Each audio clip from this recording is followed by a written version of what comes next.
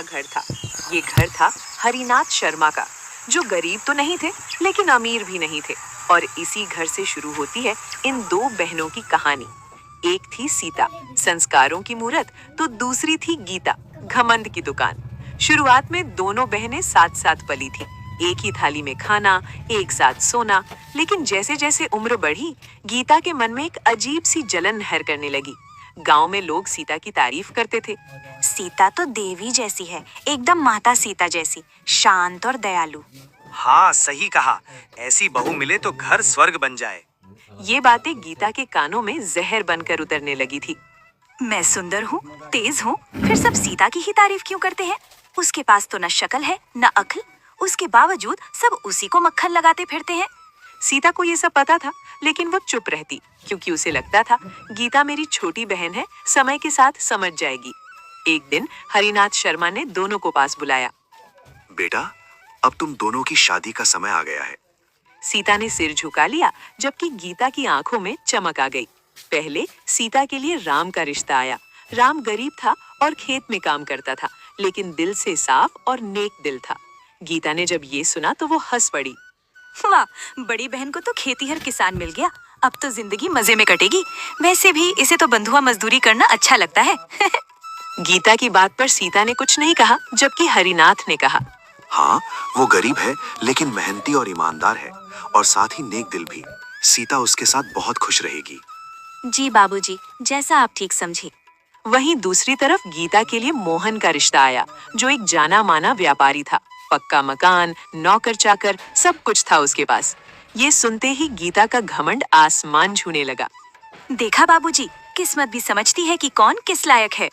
हरिनाथ ने गीता को जवाब नहीं दिया, क्योंकि वो उसकी रग रग से वाकिफ थे। खैर, शादी तय हो गई और जल्द ही दोनों बहनों की शादी भी हो गई। सीता शादी करके राम के साथ उसके घर आ गई। राम का घर छोटा था, छप्पर की छत, एक टूटी सी रसोई और कुछ कुछ बोरियों में रखा अनाज। सीता, मेरे पास ज्यादा कुछ तो नहीं है, लेकिन कोशिश करूंगा कि तुम्हें कभी किसी चीज की कमी ना हो। मुझे कुछ नहीं चाहिए राम, बस आपका साथ काफी है मेरे लिए। उधर जब गीता अपने ससुराल पहुंची तो आलीशान घर और चमचमाती गाड़ियां। वाह, इतनी दौलत शोहरत सब मेरा। अब तो मेरे ऐश ही ऐश हैं। अब तो सीता मुझसे नजर तक नहीं मिला पाएगी। इस तरह दौलत शोहरत के गुरूर ने गीता का घमंड दुगना कर दिया था। ओए कमला, इधर आ, ये मेरा कमरा ठीक से साफ क्यों नहीं किया? लेकिन मैंने तो सुबह ही साफ किया था छोटी मालकिन। तो क्या मैं झूठ बोल रही हूँ? नौकर हो, नौकर बनकर रहो। जाओ जल्दी से यहाँ पोछा लगाओ, और हाँ, किसी नौकर को मेरे लिए नारियल पानी लाने को बोलो। जी छोटी मालकिन, मैं अभी कर देती हूँ। इसी तरह कुछ महीने गुजर गए और तीज का त्योहार आ गया और दोनों बहनें मायके पहुंची। सीता ने साधारण साड़ी पहनी थी तो गीता ने रेशमी लहंगा पहना हुआ था। उसके हाथों में रंग बिरंगी चूड़ियां और एक बड़ा सा ब्रांडेड बैग लटका हुआ था। गांव की कुछ औरतें तीज का टोटका करने आई हुई थी।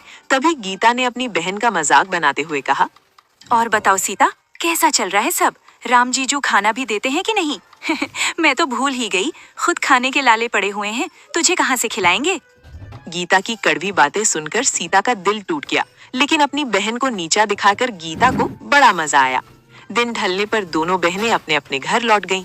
दिन गुजरने लगे। सीता की जिंदगी आसान नहीं थी। सुबह सूरज निकलने से पहले उठना, चूल्हा जलाना, खाना बनाना, पति राम के साथ खेत जाना और दिन भर कड़ी मेहनत करना।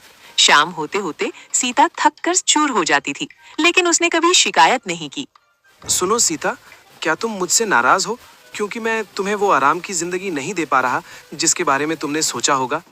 अरे नहीं नहीं, आप ऐसी बातें क्यों कर रहे हैं? आप जैसा इतना प्यार करने वाला पति मुझे मिला, और मुझे क्या चाहिए? हम दोनों साथ हैं तो ये मुश्किल वक्त भी गुजर जाएगा।